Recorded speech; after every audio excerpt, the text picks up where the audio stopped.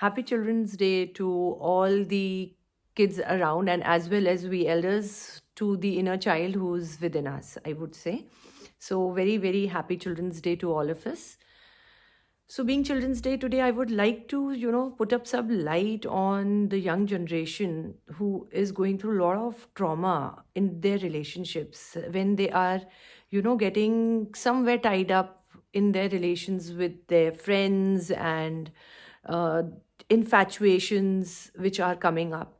So that has become a big time pain for the parents, as the career is also coming up on stake. That is something really needs to be understood.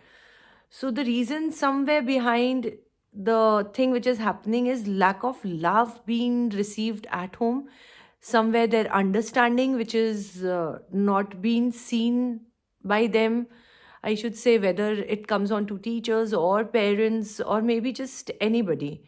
So this is something which we really need to understand, that young generation is really, and then because of which this trauma is making them go to quite a lot of bad habits, like they are getting into the addictions in today's time. And if our young youth, the young children, where the whole future and the life is awaiting for them, and if they are getting trapped into all this, we really need to give it a deep thought. I think we should stop on everything and look into the matter, that why and what is happening.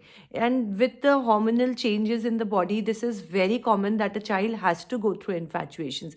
But how do we need to deal about it? How much should we listen to our children? What is the time when we can explain them that what is the importance of upcoming time plus the present moment, where the life is really waiting, their career is on stake. So these are certain things which we really need to focus on, and some energy work needs to be done with kids. So this has become into today's time a big time priority.